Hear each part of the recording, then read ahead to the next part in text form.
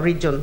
Dear Lord and Master, as this program begins, we utter the prayer of Jabez and declare that you bless us indeed, that you enlarge our territories, that your hand will be upon each one of us, and that you keep us away from all that is evil, and that we will not cause pain in anyone. Grant this prayer of faith, dear Lord, for thine is the kingdom, the power, and the glory, forever and ever. Amen. With your permission, Your Excellency, sir, please be seated.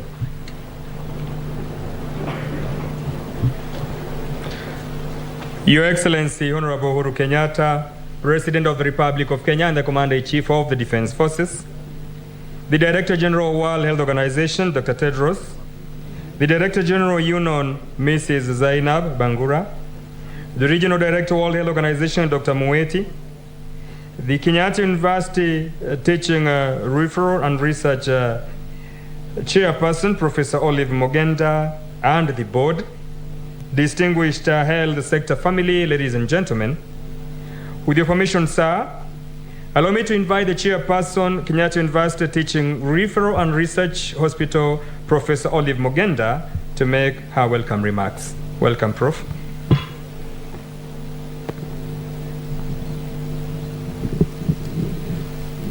Your Excellency, President Uhuru Kenyatta, President of the Republic of Kenya, and Commander-in-Chief of the Defense Forces, Dr. Tedros, DG, WHO, all invited guests. I will not go to the list because of time. I take this opportunity to extend my hearty welcome to Your Excellency and all our distinguished guests today to this official opening of Kenyatta University CATH Onesmo Onemoyoi Executive Wing and the groundbreaking ceremony for the WHO Regional and Subgroup Center. Your Excellency, at this point, allow me to point out the presence of Professor Onemoyoi. Maybe he can stand up, Professor.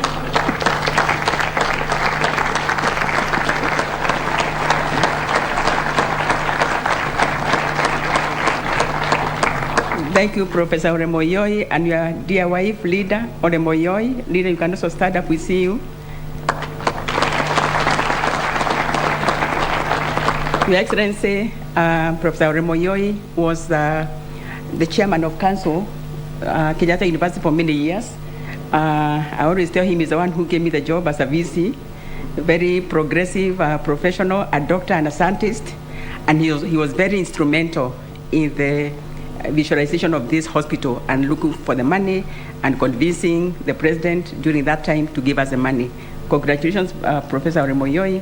We are happy to honor you today. Your Excellency, sir, on behalf of the university and the hospital, I sincerely thank you for your support that you have continued to give us in this particular institution, your support in the acquisition of critical equipment and technology, Your Excellency, and especially the cyber knife that is coming up this month, Your Excellency.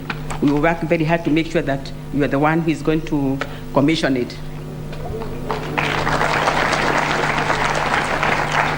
Your Excellency, with your support, enabling the hospital have an integrated molecular imaging center has continued to be a great blessing for many of Kenyans and also people in the region. Your Excellency, so far we have scanned 1,200 Kenyans who otherwise would have gone to India for scanning. And we continue to be a blessing in the region because we have also scanned patients from 15 countries surrounding us, Your Excellency, including India. Indeed, Your Excellency, continued collaboration have cemented KU position as a medical hub and lead in multidisciplinary research and interventions. And with the opening of the hospital CATH lab, as we did today, this will really impact on people, especially the people with cardiovascular disease, Your Excellency. With the new CATH lab, we are now in a position to address the cardiac problems such as coronary heart disease, heart attacks, and as we were explained to by the doctor this morning, Your Excellency. In addition to the hospital CATH lab, the Onesmo Onemoyoi Executive Wing which you opened today, is also a valuable addition to the range of patient services in this hospital. The wing will help address the patient needs for those seeking personalized care. The wing will also encourage people from all walks of life to utilize public facilities. For long, Your Excellency, there has been a misconception that the best healthcare services are only found in private hospitals or outside the country. Sir, this myth must be dispelled. With benchmarking, this hospital has managed to put in place facilities that match, if not surpass, those that are found in best hospitals around the world. We continue to encourage Kenyans to make use of this facility, especially the wellness center that we started recently. In conclusion, Your Excellency, we appreciate the new opportunity to work in close proximity to the World Health Organization's regional and sub-global emergency hub. Indeed, the hub presents numerous areas of collaboration for which our clinical and research teams look forward to participating. With these few remarks, Your Excellency, it is my humble pleasure to invite the Cabinet Secretary, the General Secretary, to come and address us. Thank you.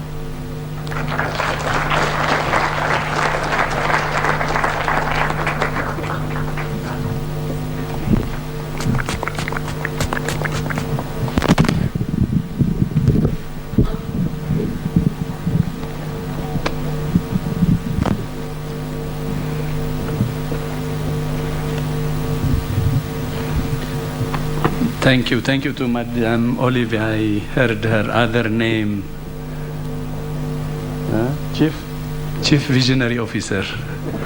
And I was so glad to join His Excellency in visiting what she has done. Your Excellency, President Uhuru Kenyatta, Excellencies, dear colleagues and friends, it's a pleasure and an honor to be here for the launch of the WHO Health Emergency Hub and the new Center of Excellence for Workforce Training. This effort builds on a long history of partnership between Kenya and WHO, of course between Kenya and the UN. DG Zainab Bangura was telling me all the support that the United Nations is getting in Kenya, and I would like to appreciate His Excellency for his support, not only to WHO, but the whole UN family. President Kenyatta, I would like to express my gratitude and my admiration for your leadership and vision in support of WHO and for sponsoring this hub, which will help build stronger and more resilient Africa. And I would also like to use this opportunity to thank the Cabinet Secretary, Mutahi Kagwe, and the Director General, Patrick Amott, and the whole of your team for all their support to realize this vision. I also want to commend our WHO Regional Director for Africa, my sister, Dr. Shidi Moeti, and her team for their foresight and commitment in taking the hub and these vital centers of excellence forward. The African region experiences over 100 health emergencies per year, more than any other region in the world, including outbreaks of cholera, yellow fever, meningitis, measles, Ebola, as well as humanitarian disasters such as the current hunger crisis in the Horn of Africa and the Sahel region. The frequency of these events is expected to increase, sadly. Public health emergencies in the region often prove overwhelming for already weakened health systems and lead to interruptions in the delivery of essential health services and disrupt societies and economies. But it does not have to be this way. Many of these are preventable or controllable with proven public health interventions. We have significant gaps in preparedness that we must address, particularly in terms of the training and building up of an emergency workforce. A WHO analysis found that less than 10% of countries in the African region have the workforce required to prepare, detect, and respond to public health risks. That's why WHO and the government of Kenya have come together to build the Regional Emergency Hub and the Center of Excellence on Health Workforce Training, which we believe can make a difference in the continent. The government of Kenya has generously committed 12.14 hectares of land and $5 million towards construction.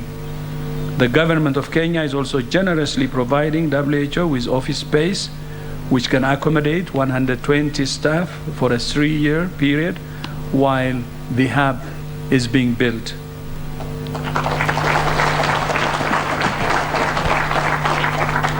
So the work has already begun. We cannot wait until the construction is completed.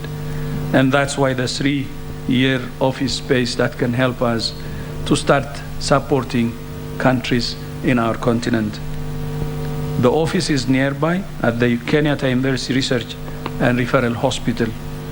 The new hub will bolster resilience and health security in Kenya, in the region, and across the continent. From the hub, we will be able to coordinate emergency response for the Eastern Africa region and organize the delivery of life-saving medical supplies to where they are needed the most in the whole continent.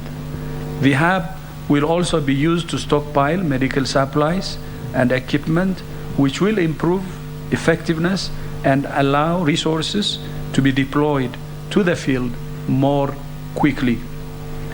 While the physical building for the new hub is still being constructed, our teams, as I said earlier, are already at work. We're working in support of medical relief around the Greater Horn of Africa hunger crisis, providing supplies and coordinating health assistance efforts for more than 80 million people in 7 countries.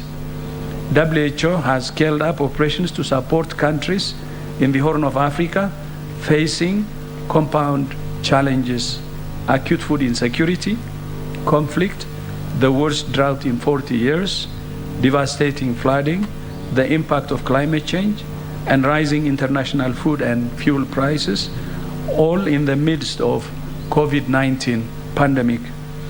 Beyond the eastern region, the Nairobi Emergency Hub will serve all 54 African countries, African nations across the continent, working in collaboration with both the WHO African and East Mediterranean regional offices. Currently, it takes an average of 20 days to deliver supplies to communities across Africa during emergencies. Prepositioning supplies at the emergency hub is part of WHO's effort to significantly cut down delivery time to 72 hours. The hub can also be used by other UN agencies to provide training in areas related to emergency and humanitarian crisis management, including conflict management, food security, logistics, and recovery. Finally, the emergency hub will be fundamental to WHO AFRO's flagship program to strengthen health security, being rolled out with the African Centers for Disease Control, Africa CDC, and other partners. The flagship program aims to better protect Africans from health emergencies by the end of 2025. The hub will improve the capacity of African countries to prepare, detect, and respond to health emergencies, improve logistics capacity, and strengthen health security both regionally and globally. WHO will contribute its share of funds for the implementation and running costs of this regional flagship initiative. The Center of Excellence will enhance Africa's resilience to emergencies by building workforce capacity. The Center of Excellence for the Health Workforce, in collaboration with WHO Academy, will include an emergency simulation village and train frontline responders on topics such as infectious diseases and emergency camp management. I'm glad to see the Kenyan government and other countries in the region taking concrete steps like the hub. This will help to implement the 10 proposals to build a safer world outlined in the Global Architecture for Health Emergency Preparedness, Response and Resilience that I presented during the last World Health Assembly. We were honored that Your Excellency, President Kenyatta, attended the World Health Assembly. Thank you so much. I'm deeply grateful to you, President Kenyatta, and the government of Kenya for their leadership, generosity, and vision in supporting the emergency hub for the people of Kenya and for our Africa. Asante sana. Thank you so much, and look forward to implementing this excellent project together. Thank you. Asante sana again. Thank you. Thank you so much, Director General Dr. Tedros. Thank you, the Chairperson, Professor Oliver Mugendi. It is my singular and humble duty to invite the Cabinet Secretary for Health, Senator Mutahi Kagwe, to invite His Excellency to make his address. Karibu Waziri. Asante sana. Your Excellency, President Uhuru Kenyatta, the World Health Director General, my brother Dr. Tedros and your team from Geneva and here led by Dr. Moeti. Ladies and gentlemen, may I first, sir, start with congratulations, because today is a good day. My pastor would make me sing that this is the day that the Lord has made and we should rejoice and so on and so forth.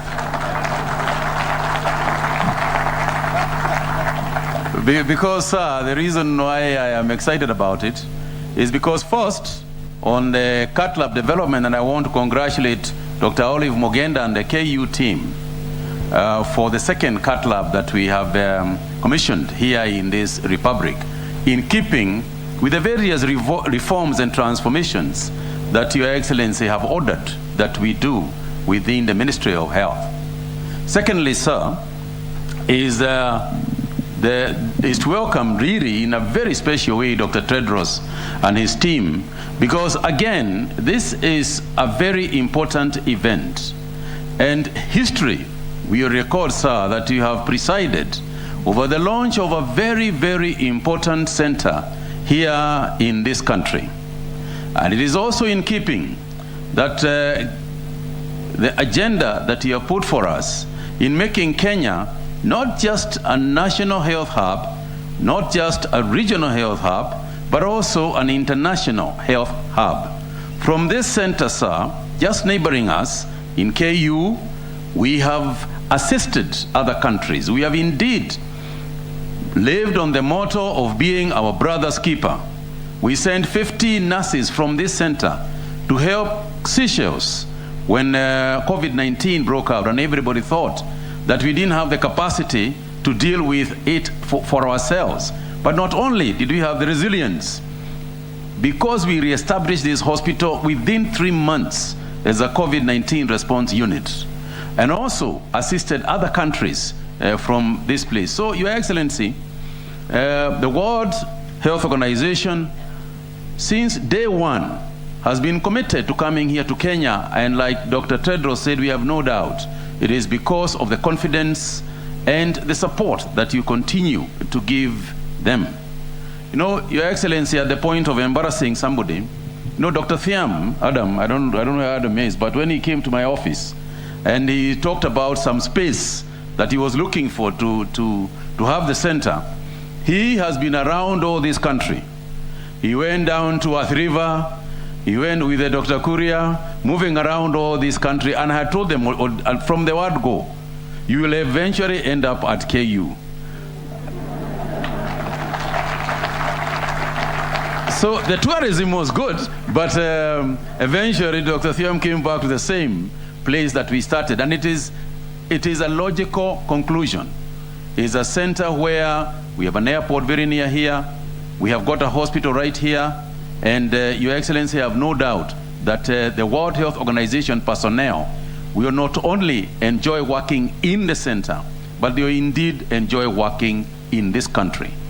And therefore, Your Excellency, again, let me say congratulations to you personally for the way you have continued to lead us in the health sector. In exactly 30 days, this is the 9th of July. And for those of you who might not know, on the 9th of August, there will be an election in this country.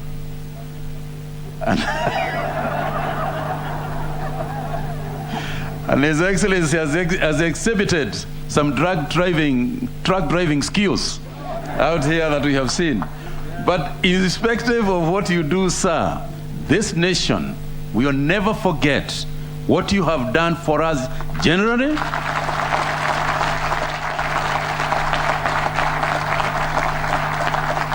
but what you have done for the health sector will be remembered for generations and generations to come.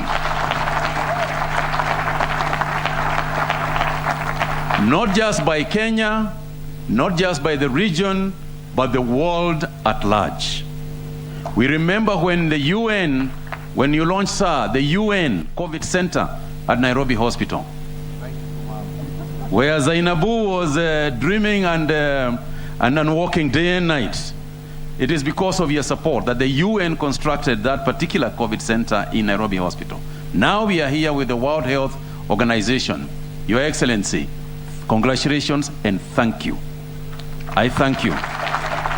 On behalf of all of us, on behalf of Kenyans and the global community, sir, we wish you well. And therefore, at this juncture, may I ask you to remain upstanding so that I can ask Your Excellency to come and make your remarks to us. Asanteni sana, Mungu asifiwe. Amen. Asante sana, Waziri. And may I please at the onset, while you are still upstanding, to ask all of us just to hold a moment of silence on the passing of a dear friend of Kenya and Africa, the former Prime Minister of Japan, Shinzo Abe, who lost his life through some very unfortunate circumstances. And I'd like to take this opportunity to request all of us just to have a moment of silence in his memory.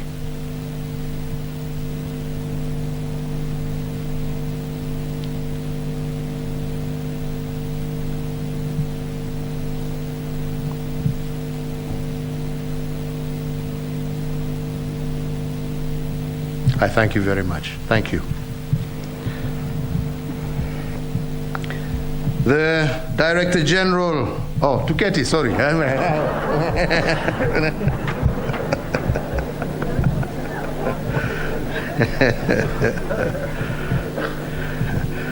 The Director General of the World Health Organization, my dear friend and brother, Dr. Tedros, my sister, DG, Head of UNON, Dr. Zainabu Baigura, diplomatic missions represented here, Mzee Onesmus Soleme Oyoi, whom we are here to honor today, ladies and gentlemen, let me say how pleased I am to join you here today as we celebrate a new dawn in the health emergency response within Africa. We are here to break ground for the World Health Organization Africa Regional Operations and Logistic Hub, which indeed is a historic moment for our country and indeed for the entire Eastern and Southern African region. I feel very compelled to commence my remarks by expressing our and my personal sincere gratitude to Dr. Tedros, the Director General of the World Health Organization, for the decision to establish a WHO regional emergency hub in Africa, and more so here in Nairobi as one of the 3 regional WHO emergency hubs on the African continent.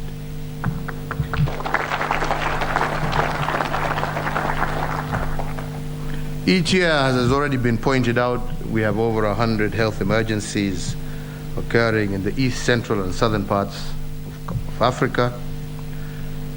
Epidemic-prone diseases, outbreaks such as cholera, Ebola, measles, meningitis, yellow fever, just to mention a few. And these emergencies, along with the current COVID-19 pandemic, pose a serious health and social, as well as economic and security risks that threaten to reverse the years of progress in health and indeed the overall social economic development progress that our continent has made. The scars left behind by these recurring health emergencies is the reason we are here today.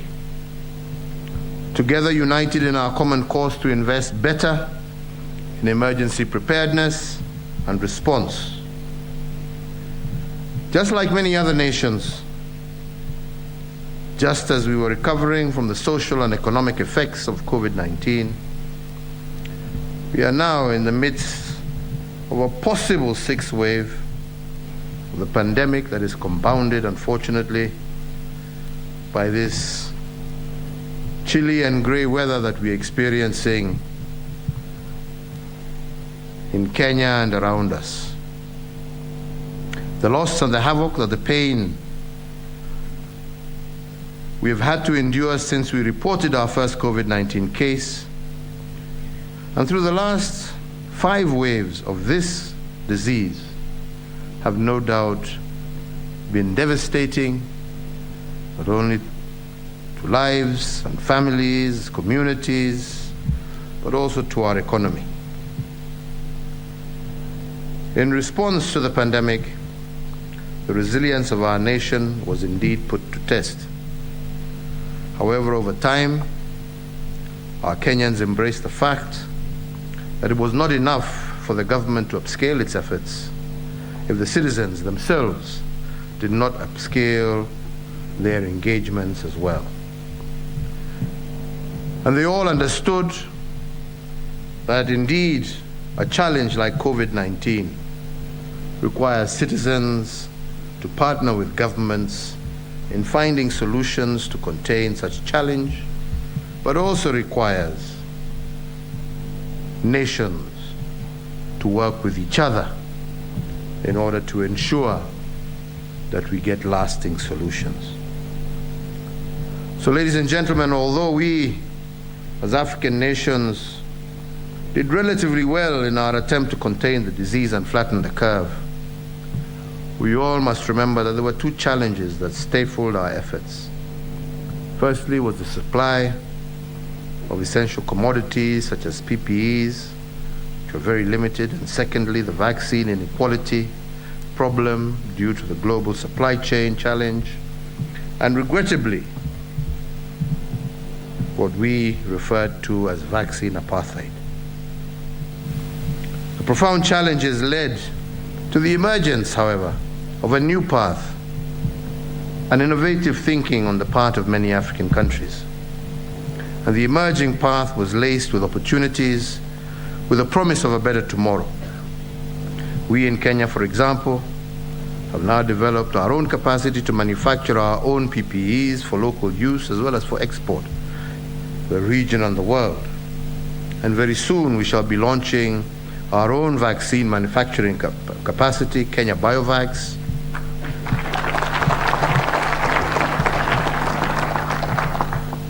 And so therefore, ladies and gentlemen, the setting up of this WHO logistics hub in Kenya goes hand in hand with the establishment of the Kenya Biovacs Institute, our government's first human vaccine manufacturing plant. The local production of specialized health products and technologies at Kenya Biovacs, including production of a range of human vaccines that would be pre-qualified by WHO, shall create a strong energy in the supply chain partnership between the WHO, and Kenya. This will no doubt ensure that the region in particular and Africa as a whole have self-reliance and self-efficiency through enhanced access and availability of important medicines for all our citizens. So therefore, once again, Director General, the people of Kenya appreciate WHO as a valued partner, particularly during the COVID-19 response, but also in strengthening in-country systems and structures for emergency preparedness and response. It is important to note and let Kenyans know that WHO was indeed instrumental in supporting the establishment of centralized outbreak coordination, joint planning and emergency response management, communication, and information management structures here in Kenya.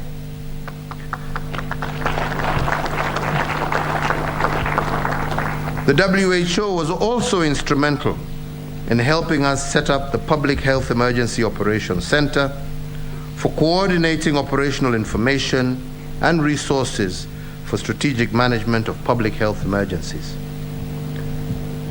The government also acknowledges that the new innovative initiatives launched by the World Health Organization to improve the capacities of African countries to respond in real time to increasingly numerous and complex health emergencies. And it is in this context that the WHO Regional Office for Africa sought to strengthen and expand the WHO Emergency Hub in Kenya to coordinate high-quality responses to health emergencies in Kenya and other Eastern and Southern African countries. I am duly informed and I do appreciate that the vision of the enhanced hub is to serve as a modern storage center for essential medical equipment and consumables, which will also ensure timely logistical support to countries with emergencies in our region. The hub will also house a center of excellence specialized in capacity building in health and crisis emergency management.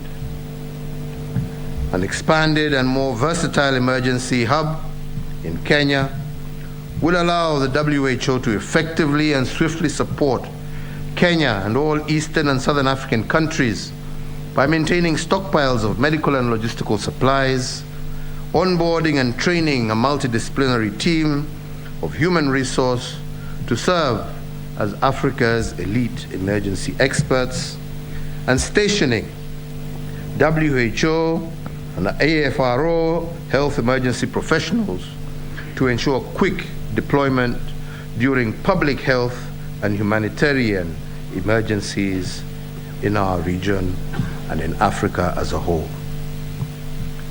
So again, as has been stated, and to facilitate the commencement of these operations of the hub, the government and the people of Kenya have, in addition to allocating 30 acres of land, I speak acres, this man speaks hectares. It's exactly the same. Adjacent to the Kenyatta University Teaching, Referral and Research Hospital, we have also committed $5 million towards operationalization of this hub, and we will continue to collaborate with the WHO and other development partners in sourcing for more resources to support the completion and the full operationalization of this hub. The government has also provided WHO with rent-free office space at the Kenyatta University Teaching and Referral Hospital to accommodate the initial staff complement of up to about 150 officers who will be needed to start operations for the establishment of the hub and to commence the shipment of medical supplies that can set up a required warehouse. This space, which we have just opened, has been identified, and it will be in the building of the Training and Research Innovation Building of the Kenyatta University Teaching and Referral Hospital. In view of the nature of the operations, indeed, as we have just been told, the emergency logistics hub will especially require and need to be able to ship commodities and other logistical support within 24 to 72 hours. So therefore, my administration did direct the National Treasury and the Kenya Revenue Authority to ensure an expedited and fast-track lane for customs clearance for all medical supplies destined to this facility. And I am pleased today to announce that as a result of this, the Kenya Revenue Authority, in collaboration with other government agencies, has now developed an end-to-end process flow map for this expedited clearance process in order to ensure the smooth running of this facility. I want to assure WHO of Kenya's unflinching support for strengthening your activities and your position as a global leader, for a coordinating entity for preparedness and response to pandemics and other health emergencies. And I'm also pleased to note and to announce that Kenya has now endorsed the legally binding International Pandemic Treaty under WHO, which aims to strengthen global solidarity, high-level political commitment, and equitable distribution of vaccines, diagnostics, therapeutics during pandemics, especially to the developing world.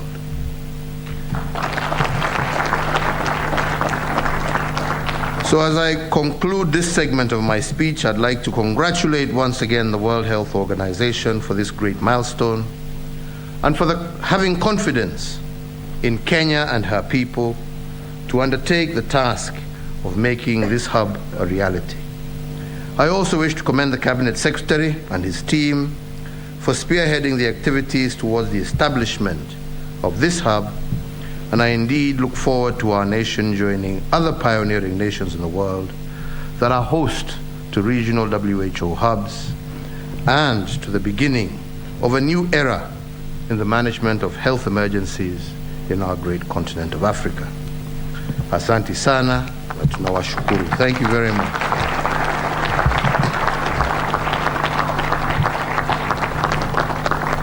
Sijamaliza, please be seated. Nimemaliza ya Tedros.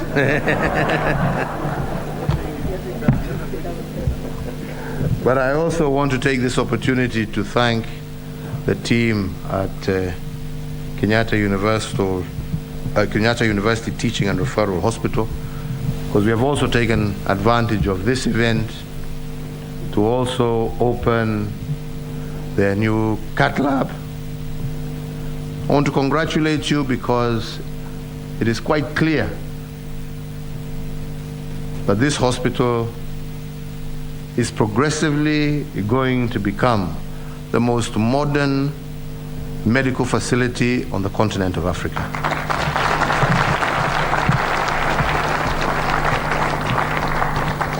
I want to thank, through you, Chair, Dr. Olive Mugenda, and your entire team for the work that you have put in. We have had the opportunity to visit this hospital severally, and we've seen what you've done in cancer. As she has correctly stated, we'll be the first country in Africa, outside of Egypt, to have the cyber knife. She promises me I'll be the one to open it.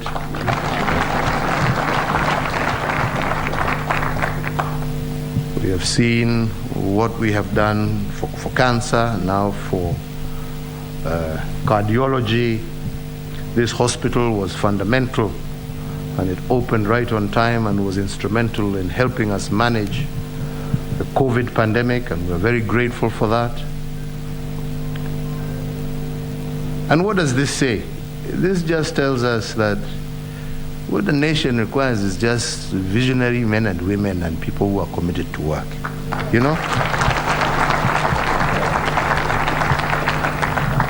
We are here celebrating a mzee like this, who had the foresight to support, start, and to understand what a facility like this would mean to the people of this republic.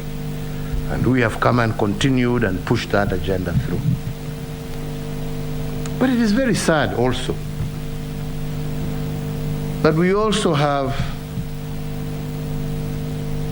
a few of us who are learned, but unfortunately lack wisdom and behave like very ignorant people who have never even entered a classroom door. And I'm sorry to say this, but it is true. Huh? And for their sake, because they're in the minority, the majority appreciate. But for their sake, let me wacha ni elaborate waelewe. Yeah?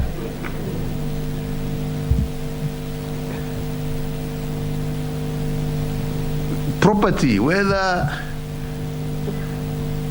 ni state house ambapo naishi for the next few weeks. Yeah? Ama university kama hii, ama hospitali kama hii, ama shamba kama hii. This is the property of the Kenyan people held in trust by the government of Kenya. Sijui kama tunaelewa. Do you understand me? Yeah? And this is why we try and adopt a whole of government approach. When you do projects, when you do things, you look at things globally. Yeah? In order for us to be able to move a country forward. We don't operate in silos. Kila mtu anashikilia ni kama ni yake. Hajui siku zake, hata kama zangu zimehesabiwa, hata zake zimehesabiwa. Unaona? Utaenda uache wengine waendelee. Ama ni namna gani? Yes? But there are some people who just don't seem to get it. Unaona kama ni mali yako, sio yako, ni ya umma. Na mali ya umma you're just a caretaker. That is all you are, a caretaker. And when you recognize that, and you recognize the whole government approach, then you also recognize that Kenya has never operated in isolation. Kenya is a respected member of the global community. On top of that, Kenya throughout her history is recognized as a very strong supporter of our multilateral institutions. Sijui kama tunaelewana? That's why Dr. Baigura is here, leading Habitat, leading UNEP, na mambo mengine kama haya. That is why we want WHO here. Alafu wewe unaenda huko kusema ati hii shamba ni yako. Shamba yako kutoka wapi?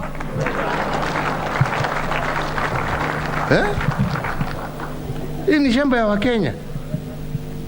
And what this facility is going to do to help us improve healthcare, not just in Kenya, to help us meet emergencies, not just in Kenya, but throughout the African continent. Halafu wewe unaenda kuweka breaks hapo kwa sababu, lakini bado nimebaki wiki 3. We shall deal with those individuals swiftly and effectively.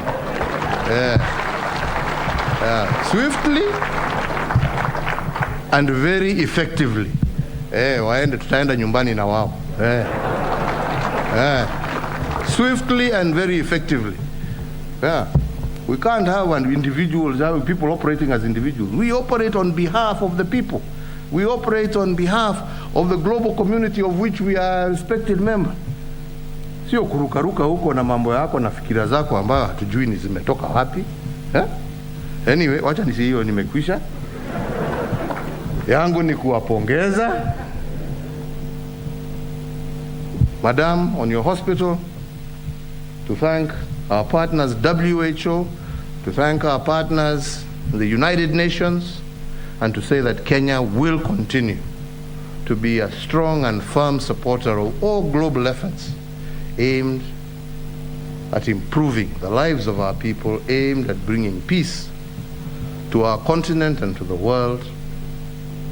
And this is just the beginning. May God bless you. Asanteni sana. Thank you so much. I'll request the Cabinet Secretary for Health, Senator Mutahi Kagwe, to hand over the token of appreciation to the President, who will in turn give it to our good friend, that is none other than the Director General World Health Organization, Dr. Tedros Ghebreyesus. So Cabinet Secretary will hand over the token to His Excellency the President, who will in turn, on behalf of all of us, hand it over to Dr. Tedros. Let's appreciate His Excellency the President for that token of appreciation and taking cognizance that he has chosen Kenya to represent the WHO. I request that we all be upstanding for the Kenyan national anthem.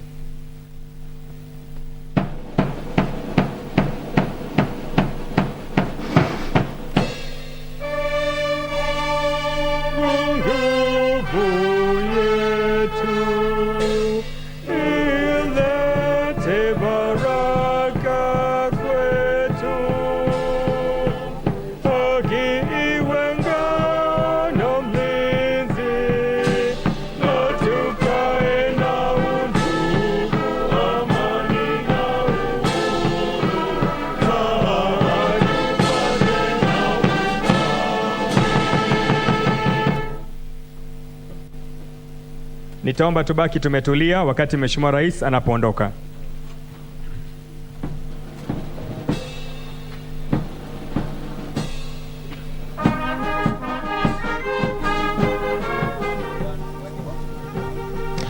Bila shaka mtazamaji, hiyo ni warsha ambayo imeweza kukamilika hapa katika hospitali ya rufaa ya chuo kikuu cha mafunzo na utafiti cha Kenyatta, ambapo warsha hiyo mtazamaji imeweza kuongozwa na Rais Amiri Jeshi wa Taifa, Rais Uhuru Kenyatta, ambaye mtazamaji ameweza kuzindua ama kuvunja ardhi na vile vile kuweka msingi ujenzi wa kitovu cha shirika la afya duniani, ambapo kitaweza kujengwa hapa katika maeneo ama makazi ya hospitali ya rufaa ya chuo kikuu cha mafunzo na utafiti cha Kenyatta.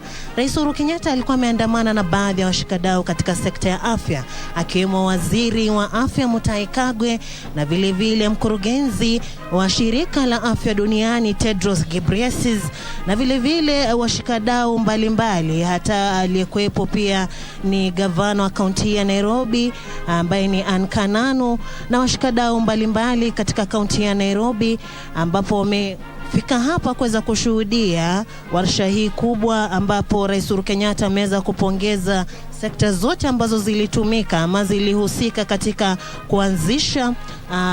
kuanzisha mradi huu, ambapo utaweza kutumika na kutumiwa na nchi mbalimbali hapa Afrika.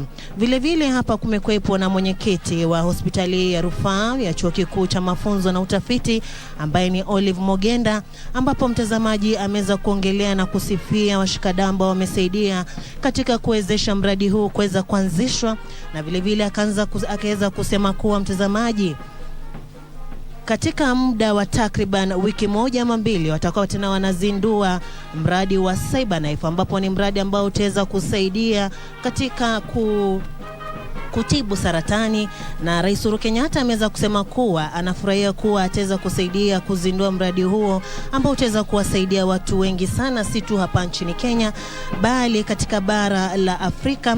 Na vile vile mkurugenzi mkuu wa shirika la afya duniani yani WHO ambaye ni Tedros Ghebreyesus ameweza kusema kuwa uzinduzi wa mradi huu ambao umeweza kuzinduliwa ama kuwekwa msingi hii leo utasaidia zaidi ya nchi 54, na vile vile akaweza kusema kuwa kwa mambo ya kushughulikia mambo ya dharura, ambapo kwa sasa huwa yachukua takriban siku 20 kuweza kuangalia mambo ya dharura hapa barani Afrika, na akasema kuwa muda huo utaweza kupunguzwa hadi masaa 72.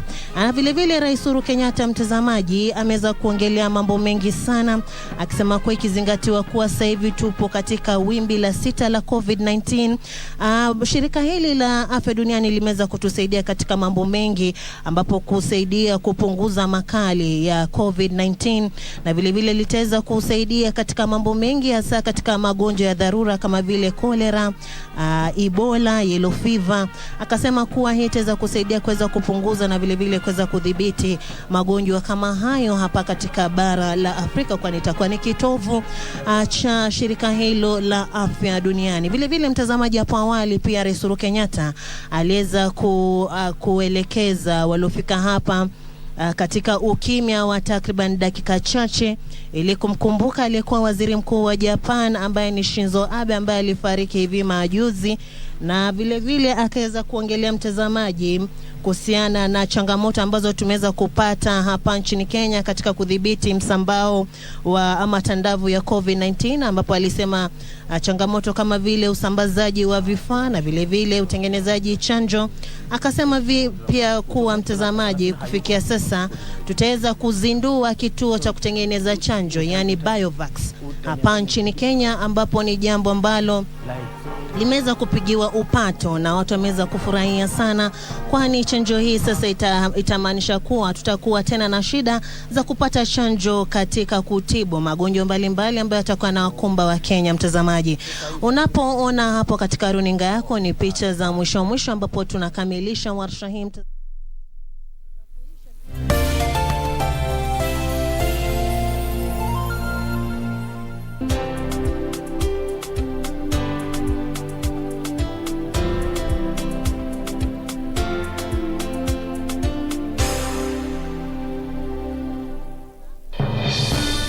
We shall legalize weed. Professor George Luchiri Wajakoya of the Roots Party.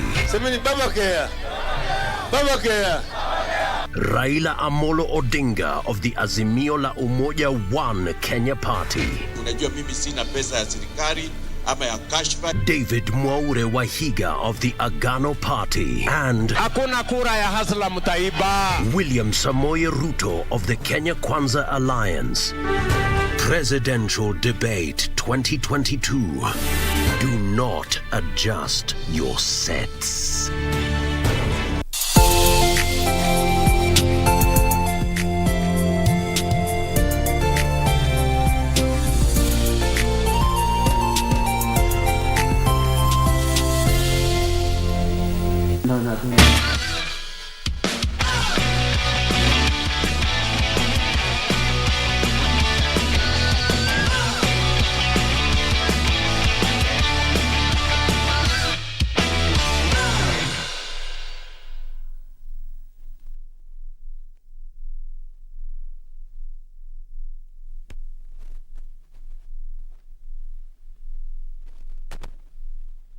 Hospital, and of course a little bit of the backgrounding from Sarafina Robi from the venue. But time to get sporty on Game On this lovely Saturday afternoon, where we are talking matter sports and a lot of things to cover, a lot of stories to cover, including Simba's emphatic run, the ongoing World Cup 2023 qualifiers in France, as well as the pools for the Commonwealth Games is just out, and Shujaa know who they'll be facing. Who is better to speak about that than a guest that I'll be introducing in a short while, who is with me on set. But of course, some of the other content that we have for you is the ongoing Africa Women's Championship that's in Morocco, as well as the good run of Angela in the Wimbledon, where she reached the finals, the doubles finals, girls doubles finals, after winning their semi-final match yesterday. How about the rallycross as well, ongoing at Machakos People's Park? Dan Mwendo will be standing by to give us a feel on the ground and who is raising and who is poised to win among the 8 teams that are participating. A very good afternoon and welcome. I'm Bernard Okumu, and straight to the show now. We begin with our interview where we have a rugby legend, Kenya rugby legend Humphrey Khayange. Karibu sana katika kipindi cha Game On, and great to have you, Humphrey. You know, and what a better way to begin by talking about your recent a month ago, right? Your nomination to the WADA as a member of the executive committee, you know, and first question will be, how important is this role to the athletes, and how will you effectively play the role? I think, thank you, Bernard, for having me on air. I think I always available to come and share views around sports to KBC. I think it's been an interesting experience for me, and new opportunities coming up in terms of athlete representation. And the WADA role is very important. As we know, anti-doping is a big issue, not only here, worldwide, in terms of just maintaining the integrity of sport. So we're just looking at how can we ensure and empower the voice of the athletes in terms of the anti-doping world, and ensure that we are all maintaining equal standards for athletes to compete and participate on a level playing platform. That being said, a lot of questions are arising from athletes in terms of testing methods, in terms of how are they handled during that process, and these are key areas that we're picking up in terms of discussion at the executive board level to ensure that the process, anti-doping is a partner in ensuring that they're working with the athletes and ensuring we're all maintaining a straight path in terms of how we train and what substances we have in our system. And working alongside AIU, of course, right? Yes, AIU is a testing unit in WADA, and they're hugely involved in terms of ensuring picking samples, testing, coming up with recommendations in terms of how their programs are running, but very closely with the AIU as well. Yes, and of course, mostly it's all about the information breakdown is what has been a major, the missing link in the fight, we say in the fight against doping, or in raising awareness about the same. How are you planning to do it back here, working with the other agencies that also mandated to do the same?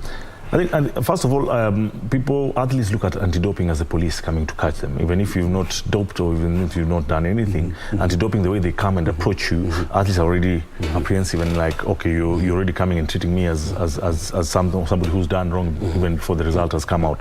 So back here, education becomes a big thing, and in anti-doping, testing is only this small part. We want athletes to be more empowered, and I think locally, the ADAC has been doing quite a lot of work in terms of empowering and ensuring education. Athletes are well informed.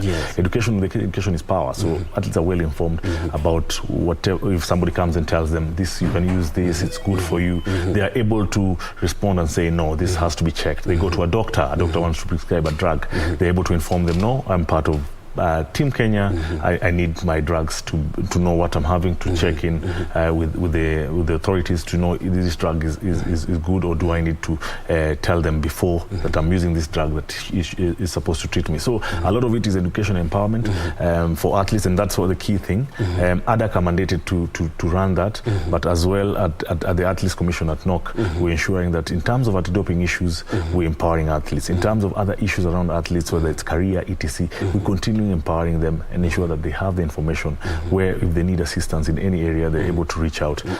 But I mean, with Kenya being a category A, I mean, it just means that we have to do a bit more in that field, and as well as do these other things around an athlete's life cycle. Yeah. Now, how do you dissuade? How do you clear their minds in terms of when you mentioned that mostly it's all about WADA or any other agency that's mandated to check on doping and all that. Most of the athletes see it as police, and questions or simple crime or simple misdemeanors like people not being able to declare where they were, and also when athletes taking supplements, but the supplements are right, but they are contaminated, such issues, yes.